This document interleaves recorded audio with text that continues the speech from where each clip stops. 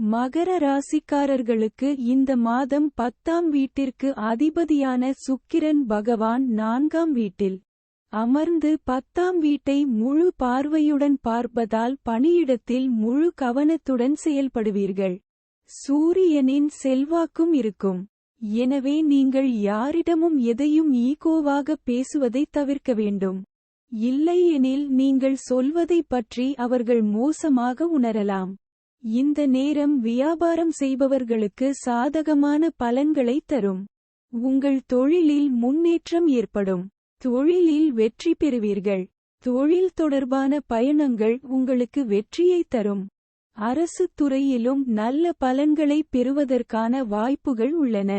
முயற்சிகளை மேற்கொள்வதன் மூலம் வெளிநாட்டு வழிகளில் வியாபாரத்தில் லாபம் பெறலாம். இந்த மாதம் முழுவதும் குரு பகவான் 5ஆம் வீட்டில் இருக்கப் போகிறார். இது உங்கள் உள்ளுணர்வு அறிவை அதிகரிக்கும். நீங்களே கற்றுக்கொள்வது மட்டுமல்லாமல் உங்களைச் சுற்றியுள்ளவர்களுக்கும் கற்பிக்க முயற்சிப்பீர்கள். ராசி அதிபதி சனி பகவான் 2ஆம் வீட்டில் அமர்வதால் குடும்ப வருமானம் உயரும் வாய்ப்புகள் உள்ளன. இதனுடன் குடும்ப உறுப்பினர்கள் மற்றும் முதியோர்களின் ஆதரவும் இருக்கும். அவருடைய வழிகாட்டுதலில் உங்கள் குடும்பம் பெரிதும் முன்னேறும். குரு 5ஆம் வீட்டிலும் சுக்கிரன் 4ஆம் வீட்டிலும் இருப்பார்கள். இந்த சூழ்நிலைகள் காதல் வாழ்க்கையை மலரச் செய்யும். குருவின் அருளால் உங்கள் அன்பில் உண்மை அதிகரிக்கும் மற்றும் உங்கள் பொறுப்புகளை முழு மனதுடன் புரிந்துகொள்வீர்கள்.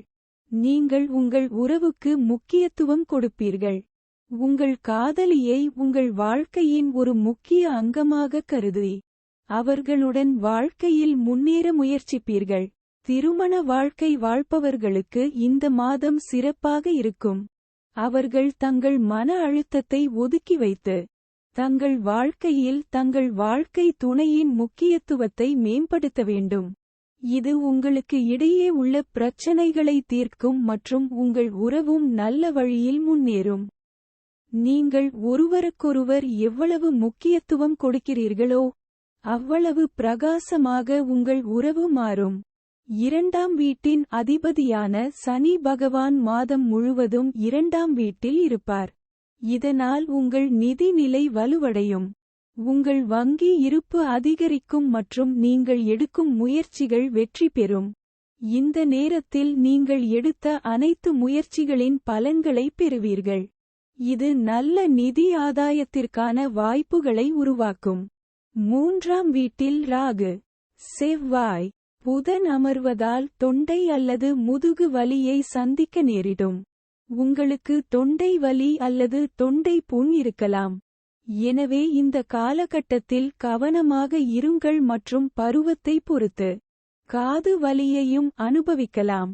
எனவே இந்த சிறிய பிரச்சினைகள் அனைத்தையும் எச்சரிக்கையாக இருங்கள். பரிகாரம்: ஸ்ரீ சனி சாலிசாவை தினமும் பாராயணம் செய்ய வேண்டும்.